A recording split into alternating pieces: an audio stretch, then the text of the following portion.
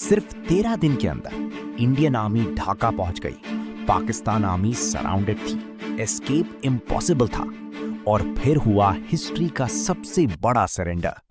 93,000 Pakistani soldiers ने surrender कर दिया। वर्ल्ड वॉर 2 के बाद ये दुनिया का सबसे बड़ा मिलिट्री सरेंडर था। तो तैयार हो जाइए एक नए सफर के लिए, क्योंकि वर्ल्ड डॉक्यूमेंट्री में आपका स्वागत है। एक देश जो सिर्फ 24 साल पहले बना था, 1971 आते आते 2 टुकड़ों में टूट गया। और सबसे शॉकिंग बात, उसे किसी दूसरे देश ने नहीं बल्कि उसकी अपनी पॉलिटिक्स, अपनी आर्मी और अपने ही लोगों पर किए गए जुल्म ने तोड़ा। 3 दिसंबर 1971 पाकिस्तान की एयरफोर्स अचानक इंडिया के 11 एयरबेसेस पर अटैक कर देती है। अमृतसर, पठानकोट, आगरा, श्रीनगर, पूरा साउथ एशिया वॉर के मुहाने पर आ जाता है। लेकिन ये कहानी सिर्फ इंडिया वर्सेस पाकिस्तान वॉर की नहीं है। ये कहानी है एक लैंग्वेज को दबाने की, एक कल्चर को मिटाने की और एक पूरी पॉपुलेशन को सेकंड क्लास सिटीजन समझने की। एक तरफ था वेस्ट पाकिस्तान, दूसरी तरफ ईस्ट पाकिस्तान। दोनों एक ही देश का हिस्सा थे, लेकिन फिर ऐसा क्या हुआ कि ईस्ट पाकिस्तान अलग होकर बांग्लादेश बन गया? कैसे पाकिस्तान की आर्मी ने अपने ही लोगों पर मैसेकर किया और कैसे सिर्फ 13 दिन में इंडिया ने पाकिस्तान को हिस्ट्री की सबसे बड़ी हार दे दी। 1947 ब्रिटिश इंडिया का पार्टीशन होता है। इंडिया और पाकिस्तान अलग देश बन जाता है, लेकिन पाकिस्तान नॉर्मल कंट्री जैसा नहीं था। उसके 2 पार्ट्स थी, वेस्ट पाकिस्तान और ईस्ट पाकिस्तान। आज का बांग्लादेश ही उस वक्त ईस्ट पाकिस्तान था। दोनों के बीच 1600 किलोमीटर की दूरी थी, बीच में पूरा इंडिया। और सिर्फ डिस्टेंस ही प्रॉब्लम नहीं थी, लैंग्वेज अलग, कल्चर अलग, फूड अलग, म्यूजिक अलग, सिर्फ रिलीजन सेम था। पाकिस्तान को लगा था कि इस्लाम सबको जोड़कर रखेगा, लेकिन रियलिटी बहुत अलग थी। ईस्ट पाकिस्तान में बंगाली लोग मेजॉरिटी में थे, पॉपुलेशन भी उनकी ज्यादा थी, लेकिन पावर, आर्मी, गवर्नमेंट, इकोनॉमी सब वेस्ट पाकिस्तान के कंट्रोल में था। ईस्ट पाकिस्तान पाकिस्तान को सबसे ज्यादा रेवेन्यू देता था, लेकिन डेवलपमेंट वो मोस्टली वेस्ट पाकिस्तान में होता था। रोड्स, इंडस्ट्रीज, मिलिट्री बजट सब कुछ वेस्ट पाकिस्तान को मिल रहा था और ईस्ट पाकिस्तान धीरे धीरे गरीब होता जा रहा था। आर्मी में बंगाली ऑफिसर्स बहुत कम थे। गवर्नमेंट जॉब्स में भी डिस्क्रिमिनेशन होता था। बंगाली लोगों को वीक और इंफीरियर समझा जाता था। और फिर पाकिस्तान ने की अपनी सबसे बड़ी गलती। गवर्नमेंट ने अनाउंस किया उर्दू ही पाकिस्तान की नेशनल लैंग्वेज होगी, लेकिन ईस्ट पाकिस्तान के लोग बंगाली बोलते थे। उन्होंने अपोज किया, कहा हमारी लैंग्वेज हमारी आइडेंटिटी है, लेकिन गवर्नमेंट नहीं मानी।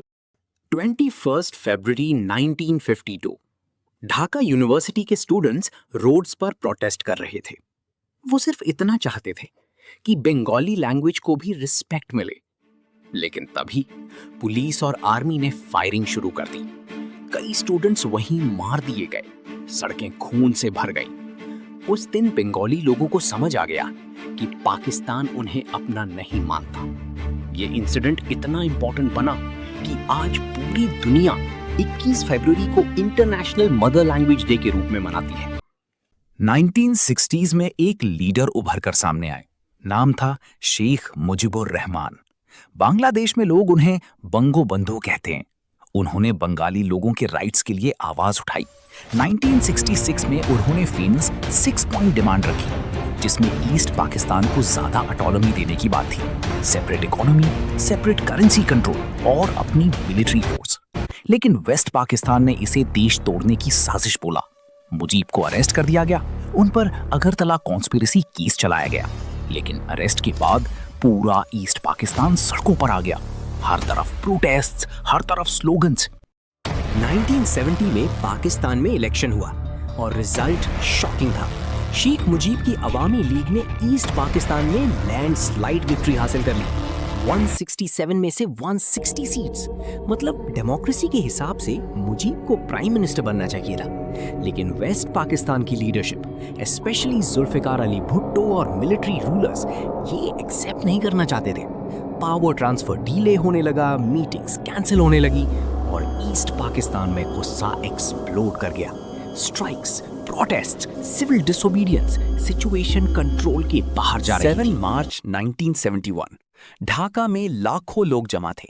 तब शेख मुजीब स्टेज पर आए और एक हिस्टोरिक स्पीच दी। उन्होंने कहा, इस बार का संघर्ष हमारी मुक्ति का संघर्ष है। इस बार का संघर्ष स्वतंत्रता का संघर्ष है। ये स्पीच ईस्ट पाकिस्तान के लिए वॉर डिक्लेरेशन जैसी थी। अब बंगाली लोग मेंटली पाकिस्तान से अलग हो चुके थे। 25 मार्च 1971 रात के अंधेरे में पाकिस्तान आर्मी ने लॉन्च किया ऑपरेशन सर्चलाइट।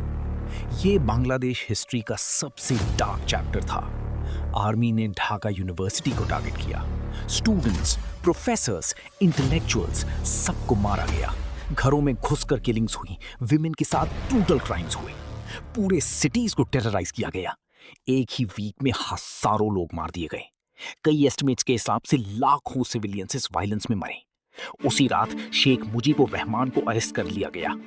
लेकिन अरेस्ट होने से पहले बांग्लादेश की इंडिपेंडेंस डिक्लेयर की जा चुकी थी और फिर शुरू हुआ मुक्ति बाहिनी का गेरिल्ला वॉर।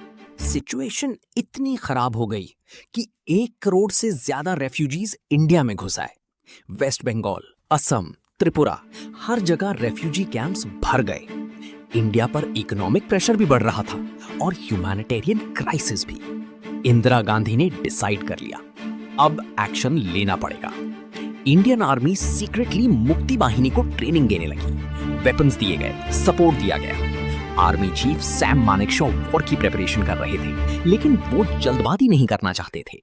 उन्होंने इंदिरा गांधी से कहा, अगर अभी वॉर हुआ तो रिस्क ज्यादा है, लेकिन सही वक्त पर हम जीतेंगे। इंडिया पेशेंटली वेट करता रहा। 3 दिसंबर 1971 पाकिस्तान ने इंडिया के एयर बेसिस पर अटैक कर दिया। Operation Genghis Khan. पाकिस्तान को लगा इंडिया सरप्राइज अटैक से वीक हो जाएगा, लेकिन उल्टा हो गया।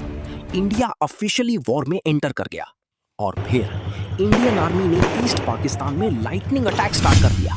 इंडियन एयरफोर्स ने स्काइज कंट्रोल कर ली। इंडियन नेवी ने कराची पोर्ट तक को हिट कर दिया। मुक्ति बाहिनी भी इंडियन आर्मी के साथ मिलकर फाइट कर रही थी। ये सिर्फ रीजनल वॉर नहीं थी। अमेरिका ओपनली पाकिस्तान को सपोर्ट कर रहा था। यूएस नेवी का 7th fleet bay of Bengal की तरफ भेजा गया। लेकिन सोवियत यूनियन इंडिया के सपोर्ट में आ गया। यूएन में सीज फायर रेजोल्यूशन लाया गया, लेकिन सोवियत यूनियन ने वीटो कर दिया। इंडिया को इनफ टाइम मिल गया और वहीं पाकिस्तान की सबसे बड़ी हार बन गई।